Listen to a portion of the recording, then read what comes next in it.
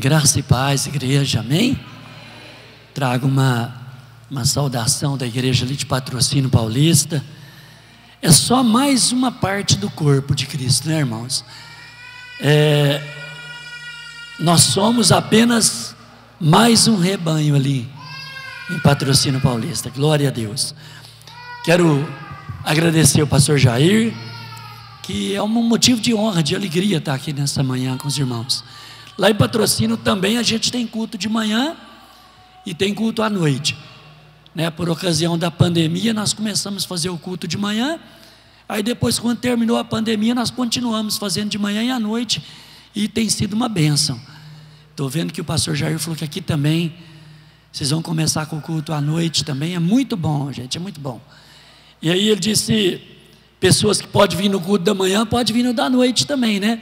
Tem que pensar como Eliseu, a gente precisa buscar a porção dobrada. Amém, queridos? Glória a Deus. Quero compartilhar uma palavra com a igreja nessa manhã, e eu confesso que eu não sou muito assim de sair muito de Patrocínio para pregar em outras igrejas. Deus me usa de uma maneira muito dura, por assim dizer, e eu não gosto muitas vezes não é que eu não gosto, eu não tenho costume de sair. Mas aí o pastor Jair falou, Maurinho, eu queria levar ele lá. Aí ele falou o seguinte, primeiro você vem aqui. Então não teve jeito, então vim aqui hoje. Isso. Amém, glória a Deus. Você abre a sua Bíblia comigo no segundo livro de Crônicas, capítulo 20, versículo 31, amém? 20, 31. Eu quero ler o versículo 31 e o versículo 32 com os irmãos, amém? Em nome de Jesus. Interessante que eu não vou pregar sobre Crônicas 20, 31 e 32, mas eu quero aqui fazer um pano de fundo para a ministração. Eu vi que os irmãos colocam ali, eu até gosto de ler ali para os irmãos acompanharem também. Então, versículo 31 e 32 diz assim: E Jeosafá reinou sobre Judá. Era da idade de 35 anos quando começou a reinar, e 25 anos reinou em Jerusalém. E o nome de sua mãe era Azuba, filha de Sili. Versículo 32 diz: E andou no caminho de Asa seu pai, e não se desviou dele, fazendo o que era reto aos olhos do Senhor. Nós já vamos continuar lendo mais um versículo. Aqui, irmãos, está falando da vida de um rei chamado Jeosafá. Tanto você vai encontrar Jeosafá como Josafá, é a mesma pessoa. Esse rei, ele foi um rei bom, ele andou nos caminhos do Senhor, ele andou nos caminhos do pai dele, o rei Asa, que fez uma revolução, por assim dizer, enquanto era rei. E Jeosafá, ele andou de maneira reta para com Deus. E eu olhando esse versículo, olhando esse tema a respeito da vida de Jeosafá, assim que a gente lê que ele andou nos caminhos do Senhor, assim que a gente lê que ele fez a vontade de Deus, aí o versículo seguinte, abre comigo o versículo seguinte, o versículo 33, olha só o que o versículo 33 diz: Contudo, os altos não foram tirados, porque o povo não tinha ainda disposto o seu coração para com Deus de seus pais. Que coisa, né, irmãos? Se você ler a história de Josafá, Deus trouxe livramentos contra o inimigo várias vezes. Deus livrou Israel várias vezes. Mas olha que interessante, apesar de ter sido um rei bom, quando você lê os momentos, né, das batalhas, Deus falando com o povo, Deus falando com Josafá, de maneira tremenda. Mas aqui, eu me surpreendo quando eu olho esse versículo 33, diz: Contudo, os altos não se tiraram, porque o povo ainda não tinha preparado o seu coração para com Deus. Que coisa! A nação não tinha ainda entregue o seu coração de verdade a Deus. Sabe, apesar deles terem experiências com Deus, Eles não tinham se rendido de maneira absoluta a Deus. Eles ainda mantinham os altos, irmãos, para os irmãos terem uma ideia, eram altares a outros deuses. Pensa comigo, Deus movendo, o povo vendo Deus mover, Deus abençoando, o povo vivendo a bênção, mas mesmo assim ainda não tinha tirado os altos, ainda havia outros deuses sendo reverenciados, sendo adorados. Pensa comigo.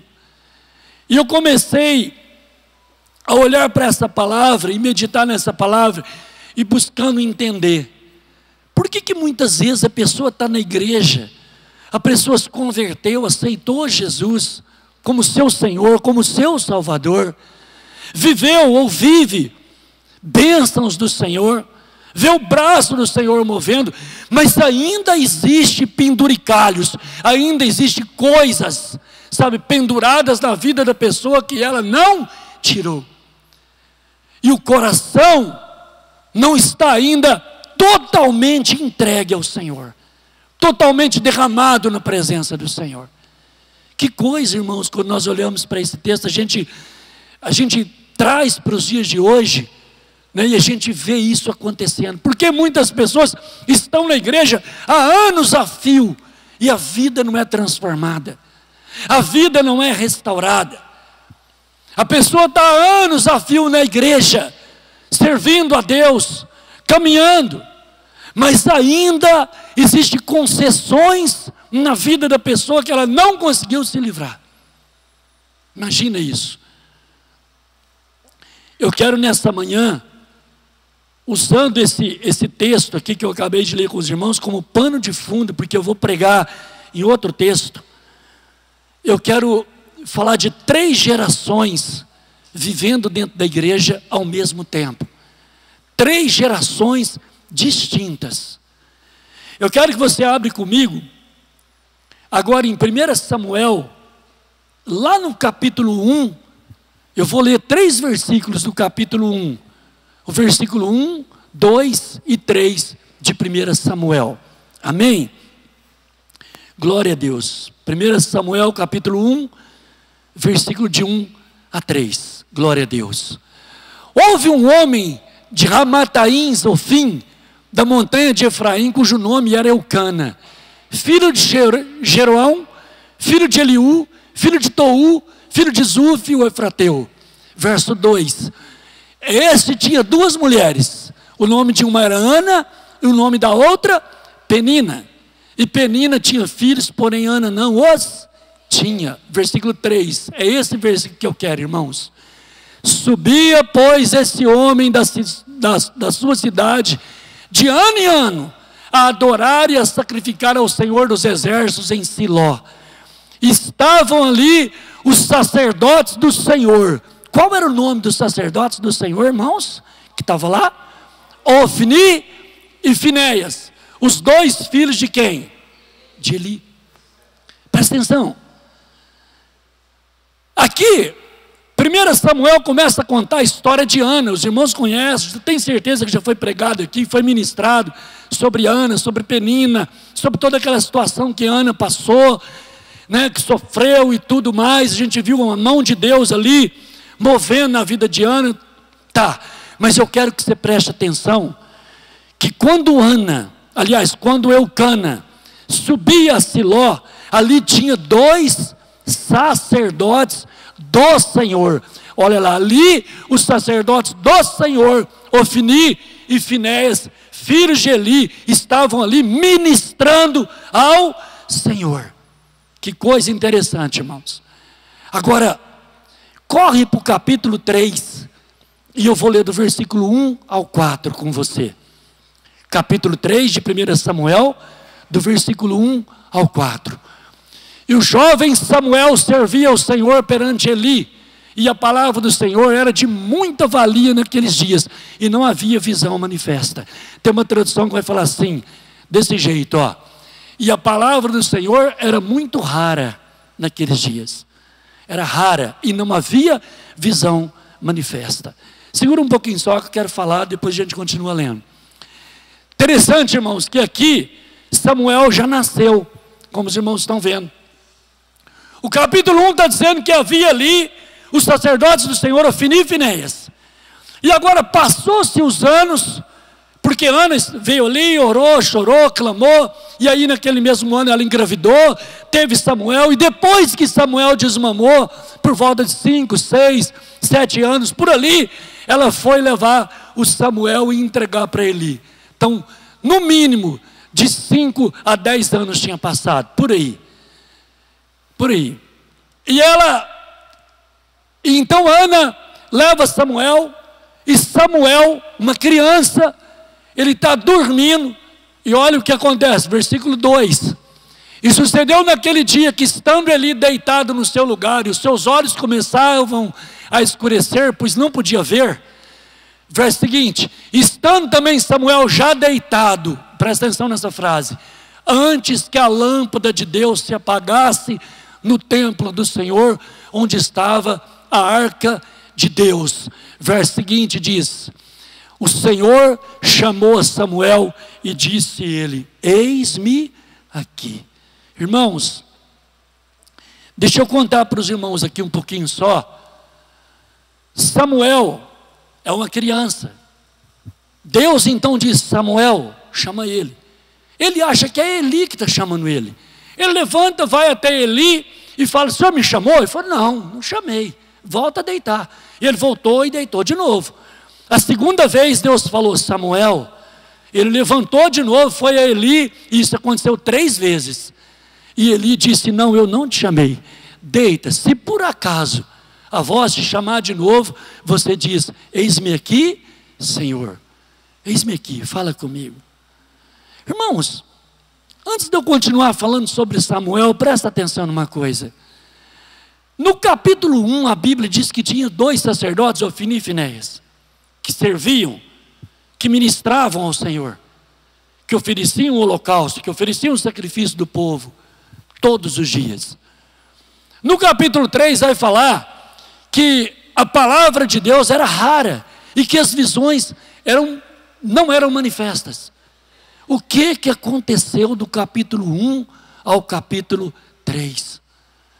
O que aconteceu, irmãos, foi uma degradação moral absurda. Degradação moral absurda.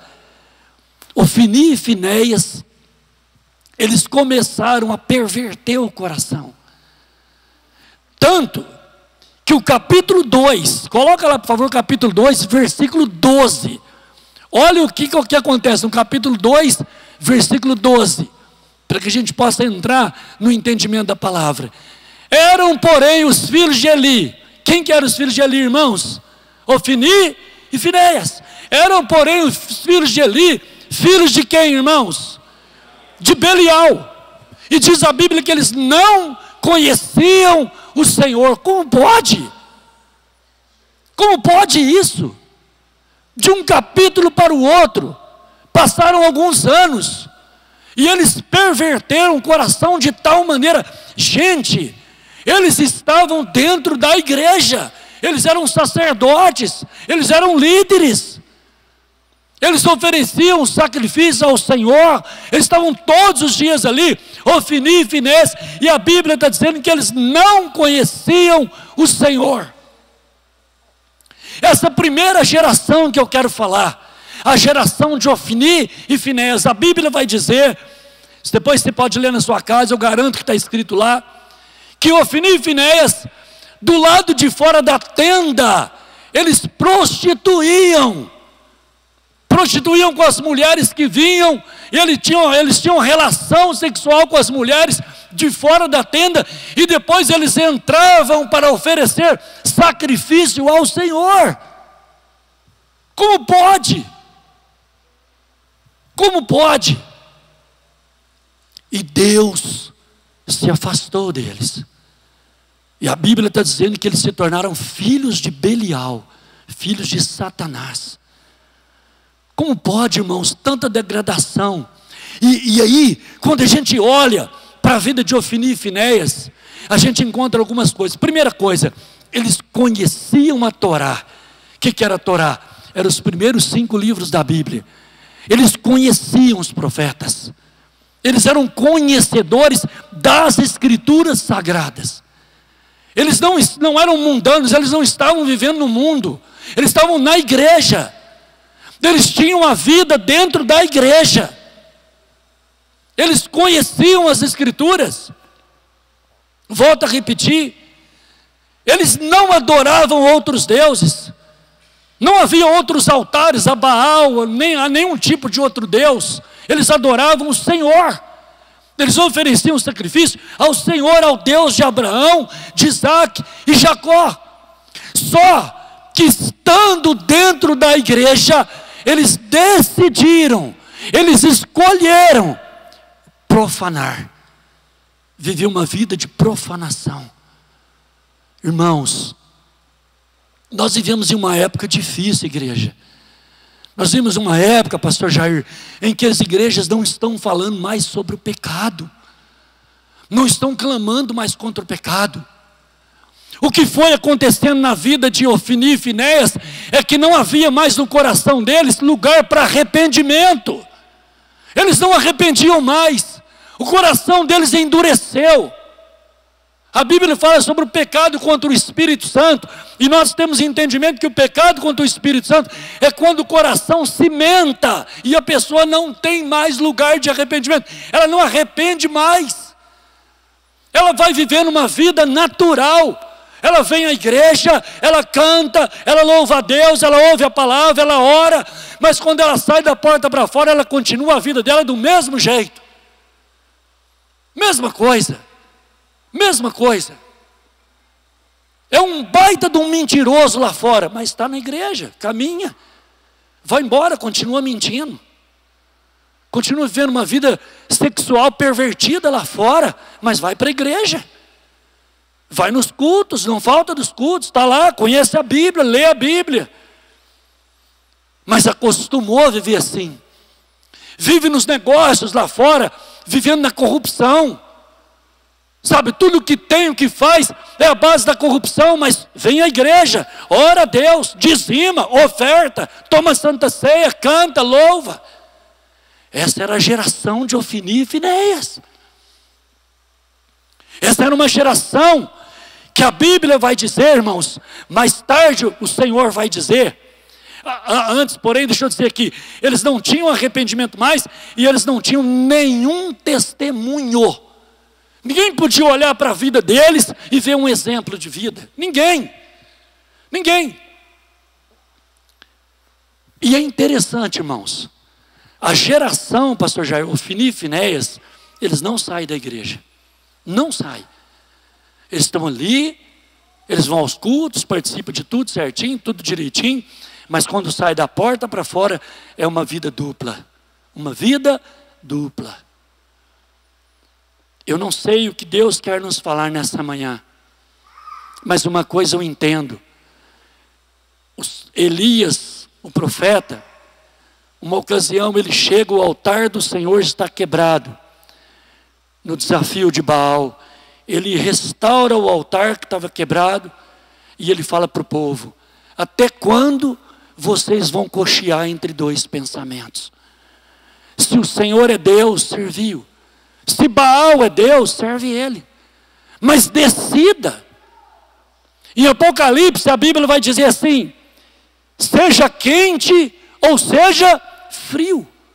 Porque se você for morno, eu te vomitarei da minha boca. Gente, a respeito de que Jesus está falando? A geração Ofni e Finéias é uma geração morna. Ela nem é quente e nem é fria. E sabe como você consegue uma água morna? Quando você pega a água fria e mistura com a água quente, ela fica morna. A frieza do mundo e o calor da igreja se torna então uma água morna. É a pessoa vivendo uma vida de mornidão, sabe? Vida dupla. E é interessante, irmãos, eles conheciam tudo, mas eles escolheram viver desse jeito. Eles escolheram. E é uma escolha. Nós fazemos as nossas escolhas. Se nós queremos viver uma vida entregue ao Senhor, de verdade, de fato, ou se a gente não quer viver uma vida assim. Se a gente quer manter aquela vida meia boca na sociedade, no dia a dia, e a vida meia boca na igreja também, o que é que nós escolhemos? Ofni e Finéias, eles se afastaram da santidade. Ei, falei para os irmãos, nós lemos ali, eles eram sacerdotes do Senhor. E a palavra de Deus em Pedro vai nos chamar de reis e sacerdotes. A Bíblia vai nos chamar de nação, povo eleito, nação santa, povo adquirido. A Bíblia vai nos chamar de sacerdotes. E é o que nós somos, porque nós ministramos na presença do Senhor. Sacerdote não é só o pastor que está aqui. Todos nós que temos o Espírito Santo somos sacerdotes. Amém ou não? Quantos entendem isso? Diz amém. Mas eles, Ofni e Finéias, estando dentro da igreja, eles resolveram se afastar de Deus. Eles viveram uma vida longe de Deus, mesmo estando dentro da igreja. É a geração Ofni e Finéias. Mas Deus, olha o que Deus pensa dessa geração Ofni e Finéias. Capítulo 2, do versículo 22 ao 25, de Samuel, 1 Samuel 2, 22 ao 25. Por favor, irmão, ali de 22 até o versículo 25. Era, porém, Eli já muito velho, e ouvia tudo quanto seus filhos faziam a todo Israel. Ou seja, Eli sabia o que estava acontecendo. Ele sabia. Olha lá. E de como se deitavam com as mulheres que em bandos, gente, em bandos, se ajuntavam à porta da tenda da congregação. Verso 23. E disse-lhes, olha o que ele falou. Olha o que ele falava para os filhos dele. Por que fazeis tais coisas? Pois ouço de todo o povo os vossos malefícios. Verso 24. Não, filhos meus, porque não é boa essa fama que ouço. Fazeis transgredir o povo do Senhor. Verso 25. Pecando o homem, contra o homem os juízes julgarão. Pecando, porém, o homem contra o Senhor, quem rogará por ele? Agora veja bem essa frase, irmãos. Mas não ouviram a voz de seu pai. Por quê, irmãos? Por quê? Porque o Senhor os queria matar. Chega. Deus falou, chega. O Eli advertia eles, mas passava a mão na cabeça. Ah, meus filhos, o que vocês estão fazendo? Toma cuidado. Eles não foram removidos do ofício de sacerdote. Eles continuaram sendo sacerdotes, mas andando uma vida dupla. Aí as visões foram se tornando raras, a palavra de Deus já nem aparecia mais, nenhum profeta falava assim, diz o Senhor, foi acabando, foi sumindo. No entanto, irmãos, olha o que acontece. Deus então endurece o coração deles, porque Deus tinha um plano, e o plano de Deus estava lá, chamava-se Samuel. Você percebeu que eu li com os irmãos escrito assim, antes que a lâmpada de Deus se apagasse. Deus é assim, bondoso, misericordioso, irmãos. Antes da lâmpada se apagar, Deus vai dizer, Samuel. Antes da lâmpada apagar, Ele vai dizer, Ocimar, Maurim, fulano, cada um do nome dos que estamos aqui nessa manhã. Antes que a lâmpada se apague. E é interessante, irmãos, que aí o plano de Deus estava pronto. Aí os filisteus se levantam na batalha contra Israel. Aí eles pegam a arca do Senhor, porque eles achavam o seguinte, a arca está aqui, a presença está aqui. Um amuleto para eles. Embora tipificava a presença de Deus, mas eles confiavam na arca, não na vida deles com Deus.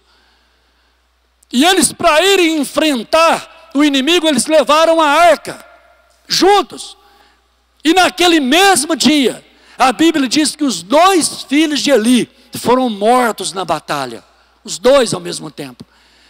Além disso, os filisteus roubaram a arca e levaram a arca embora. Aí sai uma pessoa correndo do meio da batalha e vem para contar em Siló o que tinha acontecido. Quando ele chega correndo, a Bíblia diz que Eli estava sentado numa cadeira na entrada da cidade. Eli já era um homem grande, gordo, pesado, cego. E aliás, cego nos dois sentidos, espiritual e natural, porque viam os filhos naquela vida e não repreendiam de verdade. Ele só alisava. Sabe aquele pai, aquela mãe que só alisa o filho? Filho, onde você está? Com quem você está andando? O que está acontecendo? Onde você está? Sabe aquela mãe, aquele pai que não olha o celular do filho para ver o que está acontecendo? Filho, cuidado com o celular, olha, calma, não tem aquela energia na cobrança, na fiscalização de verdade mesmo. Não tem.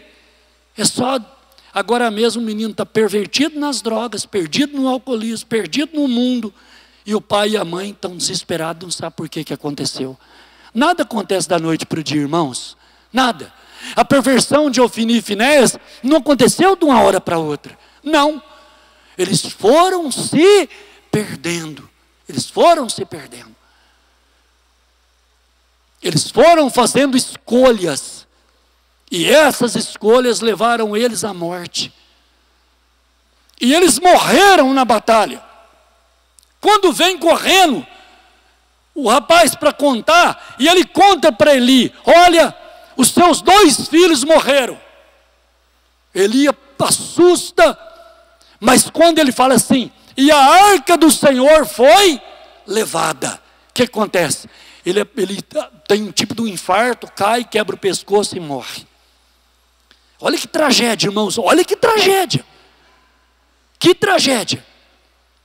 E para completar a tragédia, então morrem os 2 filhos, morre o pai, e olha o que acontece. Capítulo 4, versículo 19 ao 22, por favor. 1 Samuel 4, 19 até o 22. Olha o que acontece depois da notícia dada a Eli. Estando sua nora, a nora de Eli, olha lá, a mulher de Finéias grávida e próxima ao parto, e ouvindo essas notícias de que a arca de Deus era tomada e de que seu sogro e seu marido morreram, ela encurvou-se e deu à luz, porquanto as dores lhe sobrevieram. Verso 20. E ao tempo em que ia morrendo, disseram as mulheres que estavam com ela: não temas, pois destes à luz a um filho. Ela, porém, não respondeu, nem fez caso disso. Verso 21. E chamou o menino, como chamou o menino, irmãos? Icabode, dizendo: de Israel foi-se a glória, porque a arca de Deus foi tomada, e por causa de seu sogro e de seu marido. Verso 22 vai dizer: e disse: de Israel a glória é levada presa, pois é tomada a arca de Deus.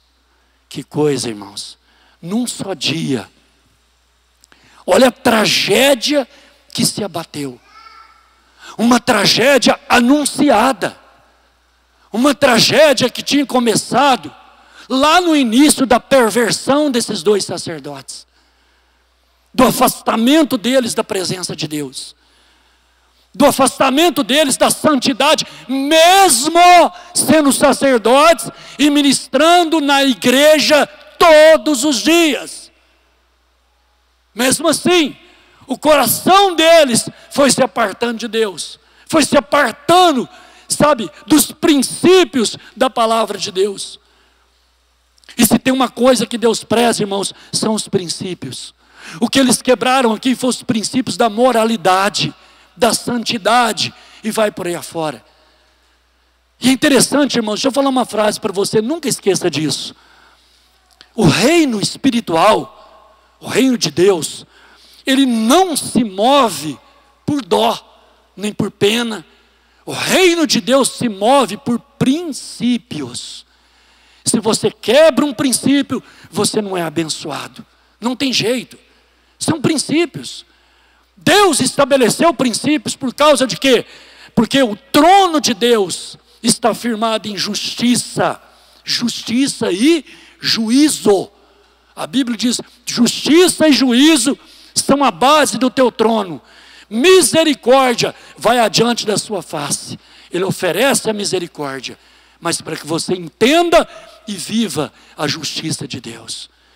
Em Cristo Jesus nós somos chamados de a justiça de Deus. Coisa tremenda isso, irmãos. Deus, eu estava dizendo, não se move por dó. Porque se Deus se movesse por dó, não tinha gente doente, não tinha gente com problema, não tinha endividado, não tinha vida destruída, não tinha. Porque, eu tenho dó, vamos lá.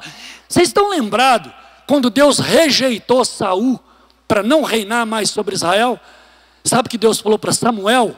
Falou: Samuel, até quando você vai ter dó de Saul? Visto que eu rejeitei ele não vai reinar mais, ele não vai ser meu rei. Eu já me provi de um rei. Foi quando Samuel foi ungir Davi. Mas a pergunta de Deus falou: até quando você vai ter dó de Saul? Volta a dizer, Saul quebrou todos os princípios que você possa imaginar. Saul não pecou contra a santidade de Deus. Saul pecou contra a autoridade de Deus. Deus falou: faz, e ele não fez. Deus falou: cumpre, e ele não cumpriu. Quantos estão me entendendo nessa manhã? Pode dizer amém. Pois bem, eu quero falar da segunda geração, que está dentro da igreja, vivendo junto com a geração de Ofni e Finéias. Sabe qual geração é? A geração de Icabode. Icabode significa foi-se a glória. Essa geração, pastor, ela não tem problema com o pecado, com a moralidade. Não tem. Ele está na igreja, busca a Deus, está ali no dia a dia. Essa geração de Icabode não tem problema nenhum com a moralidade.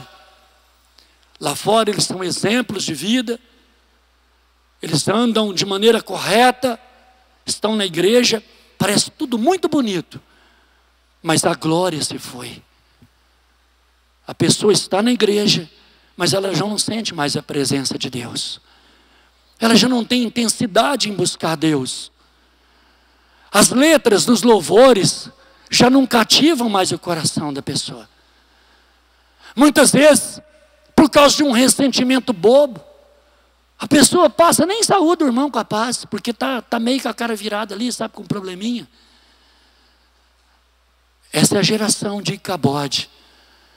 A geração cujo problema é com a glória. O seu problema é com a glória. Ele esfriou. Pastor, para assistir o futebol lá do time preferido dele, a emoção está à flor da pele. Fez o gol, meu Deus. Eu trabalho no esporte lá em Patrocínio, irmãos. Eu sei como é isso. A emoção na flor da pele. Às vezes até xinga os outros lá no campo, sabe? Porque o juiz errou, fica bravo. Mas na igreja, não consegue mais. Dizer glória a Deus, louvado seja o nome do Senhor, engrandecido seja Deus. Não consegue mais. Não ora em línguas mais. Sabe, às vezes ouviu na internet um abestalhado falar lá que hoje não tem mais esse negócio de orar em línguas. Hoje não tem isso mais. Aí aparece um outro abestalhado falando lá também: olha, os dons foi para aquela época, não existe mais dom. E a pessoa vai incutindo isso na cabeça. E vai esfriando, esfriando, esfriando. É a geração de Icabode. A geração de Icabode também não tem problema com a moralidade, mas ele tem um problema também. Ele acha o seguinte, ele ouve falar: não precisa ir na igreja. É o Cristo em casa. Eu estou em casa, eu assisto na live, eu ouço isso, eu ouço aquilo, eu já ouvi 10 pregações essa semana. Irmãos, não tem nada melhor do que o calor dos irmãos. A Bíblia diz: não deixemos de congregar. Não deixemos de congregar. Amém, queridos? A geração de Icabode, ela perdeu a glória. A glória se foi. Ela está ali, é um cubo de gelo. Faz tudo certinho.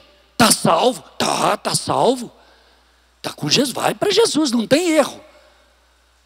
Mas não vai viver o melhor de Deus nessa terra. não vai conseguir cumprir o propósito de Deus para a vida dela. Não vai viver o que é a verdadeira felicidade em Cristo Jesus, rompendo em fé. Não vai, porque se esfriou, porque a glória se foi. Irmãos, aconteceu, eu vou contar um testemunho aqui, eu já estou terminando, viu, pastor? Vou contar um testemunho aqui.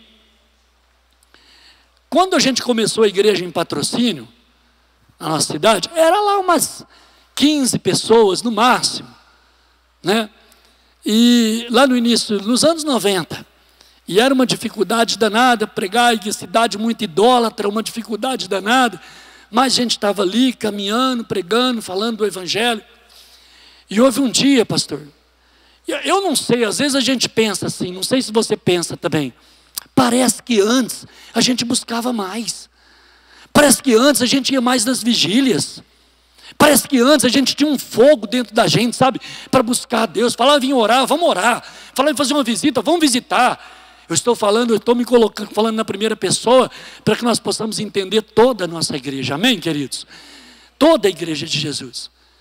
Mas antes parece que havia um ardor maior, havia uma busca mais intensa, sabe? Não éramos a geração de Icabode, não éramos, não tínhamos essa geração na igreja, tamanho era o fogo, a busca, a intensidade que nós tínhamos. E lá em Patrocínio tem um lugar que chama Vale, não é bem um vale, sabe, não é num buraco assim, é um lugar que tem umas árvores, assim, muitas árvores, bem próximo da cidade. A cidade chegou lá agora. Tem um bairro bem do lado. Mas a gente ia lá. Foi lá que nasceu a igreja, debaixo de uma árvore. Hoje, graças a Deus, louvado seja Deus, nós estamos vendo se cumprir todas as promessas que foi feita na época para nós. A igreja hoje, nossa, é uma igreja relativamente grande, uma das maiores da cidade. E Deus tem nos abençoado muito. Mas nós íamos no vale todo dia. Hoje, a gente corre para um lado, corre para o outro, é serviço, é acudir isso, acudir aquilo. A gente já não vai todo dia, mas a gente ainda vai. Mas pensa num lugar, irmãos. Quando o pastor Zezinho, né, o então pastor Zezinho, hoje ele é bispo, né? Os irmãos acho que conhecem o Zezinho. Ele morava em Franca na época, ele ia quase todos os dias lá no vale. E era um negócio, até hoje, ontem eu fui lá. É um negócio incrível, pastor. Você chega naquele lugar, tem umas árvores e tal, ali debaixo é limpinho e tal. Você chega ali naquele lugar, você não precisa orar, fazer nada. Você fica contemplando a natureza assim, quietinho, os passarinhos cantam, o vento, aquela coisa. De repente você começa a ser tomado pela presença de Deus. É um negócio incrível aquilo. É incrível. Um lugar consagrado. Mas é incrível. Pessoas que não são cristãs, né? A dona da terra lá falou, olha, pode ir quantas vezes vocês quiserem lá orar, não tem problema não, eu acho muito bom. Ela falou, um dia meu cunhado foi lá, estava passando lá e foi pegar umas vacas lá embaixo no pasto, e passou ali, Maurinho, falou que ficou em pé lá um pouco assim, ele começou a chorar. Começou a chorar, começou a sentir um negócio assim, mas não era chorar de tristeza, era uma alegria que não tinha explicação. Eu falei, é a presença de Deus, falei para ela, né? E um testemunho tremendo. Mas eu estava dizendo, irmãos, parece que quando a gente era novo convertido, o fogo era mais intenso. Não que ele tenha se apagado, porque Deus não permite que a lâmpada se apague, amém ou não?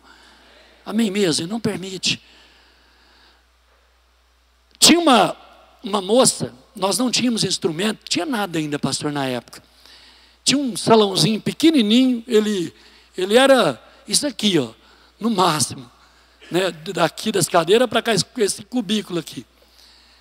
E a gente ia começar o culto e tinha uma moça que se converteu e ela tocava violão. Mas ela não conseguia tocar. Ela tinha que estar olhando para as cifras, né? Ali, eu não entendo nada disso, mas eu sei que ela não conseguia tocar sem ter um papel lá para ela olhar. Não conseguia, de jeito nenhum. Mas ela tocava. E naquele dia, foi um domingo, nós passamos a manhã toda no vale, orando, buscando a Deus. Quando foi à noite, nós fomos para a igreja, pastor. ia ter o culto, então, como eu disse, umas 15 pessoas, não tinha 20 ainda. E nós estávamos sentados conversando e tal, e ela conversando, todo mundo conversando, e ela falou assim para mim: Maurinho, eu queria te falar uma coisa. Eu falei: o que foi, irmã? A irmã Lélia. Eu falei: o que foi, Lélia? Ela falou: hoje lá no Vale, as meninas do Nilson, que eram as menininhas assim, que hoje está moça, já tem filhos, inclusive. Ela falou: toda vez que eu toco nelas, parece que eu tomo um choque. As criancinhas assim. Eu falei: não, isso aí é estática, né? Energia estática e tal. Ela falou: não sei, mas é só nelas. Eu falei assim: não, mas é energia estática, não é nada não. E tal, conversando. Olha a credulidade, irmãos. Era só energia estática, não é nada não. E todo mundo em jejum naquele dia. Irmãos, ela levantou para tocar. Quando ela levantou com o violão e foi ao púlpito, era um púlpito pequenininho de madeira, igual aquele ali assim, sabe?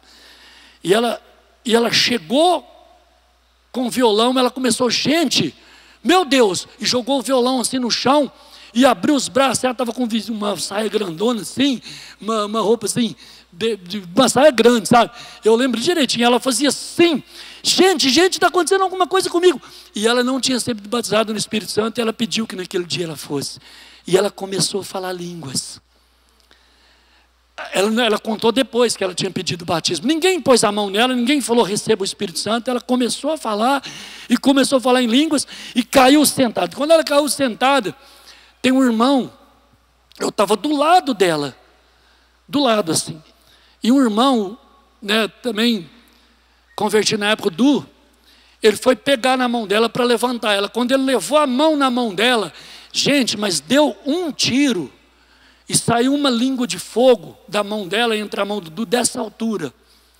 Eu nunca esqueci disso na minha vida. Eu estava do lado, eu vi aquela chama de fogo, um fogo azul, que não tem jeito de eu mostrar uma qualidade azul que era aquele.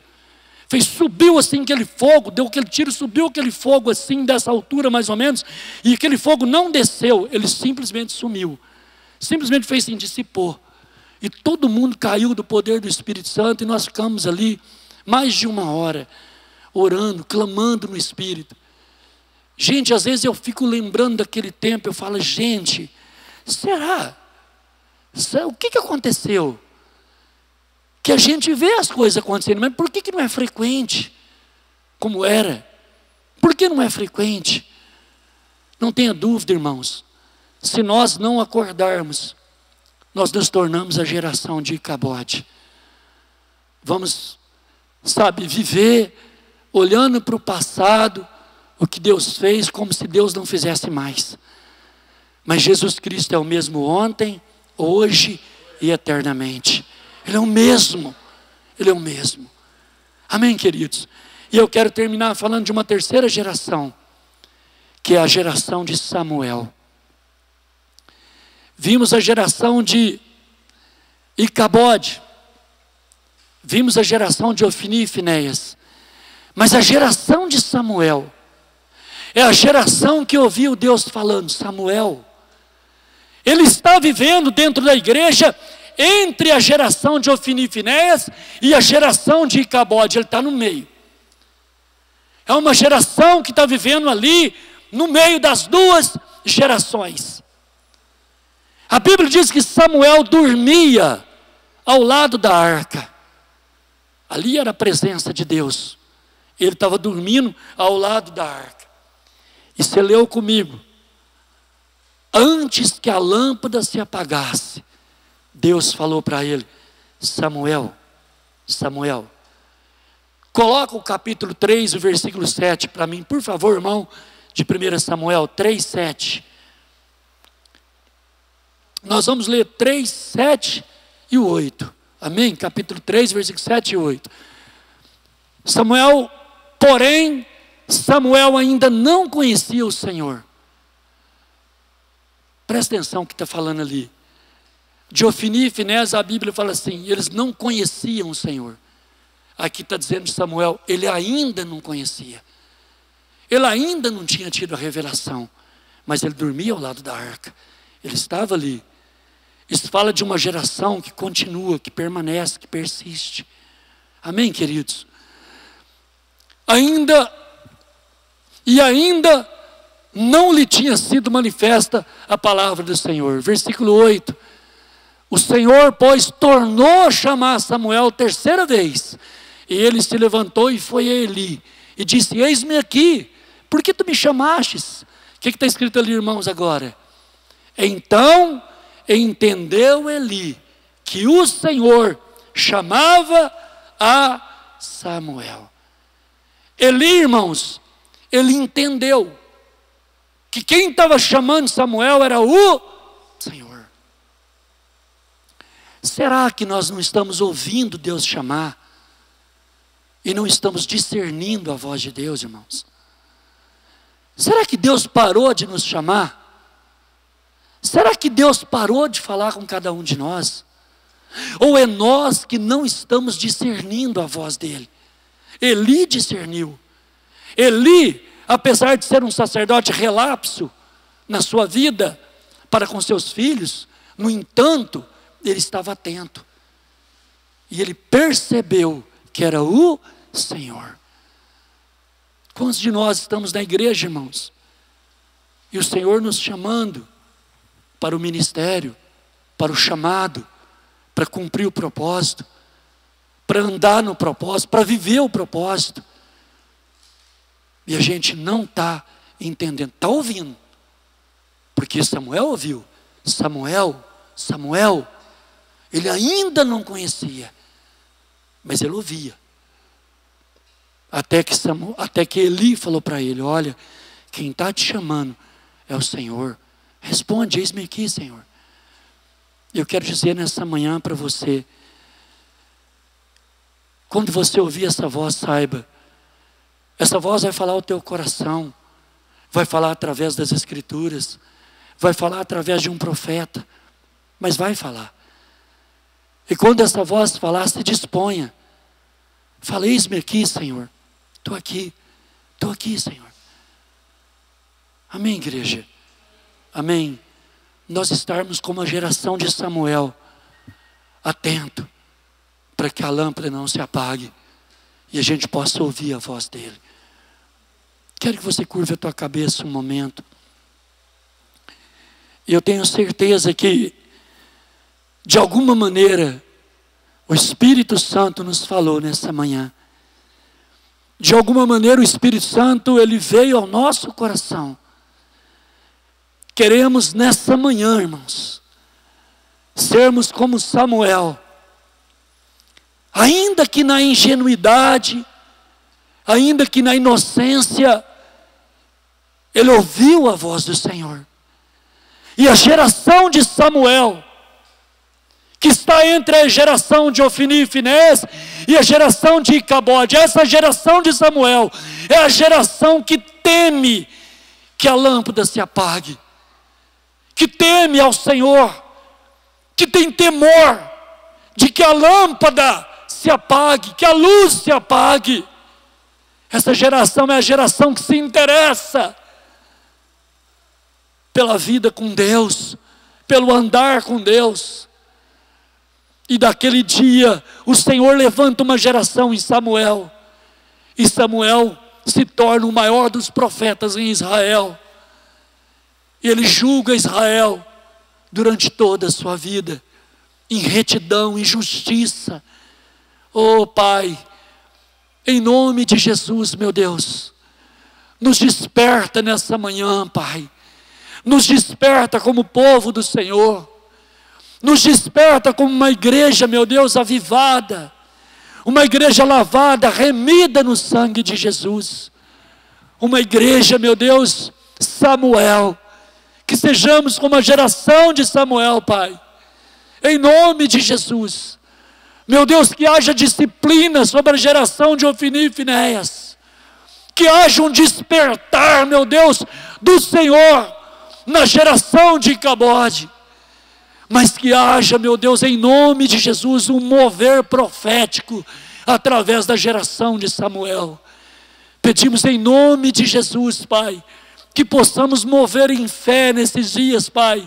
Dias difíceis, como diz o apóstolo Paulo a Timóteo.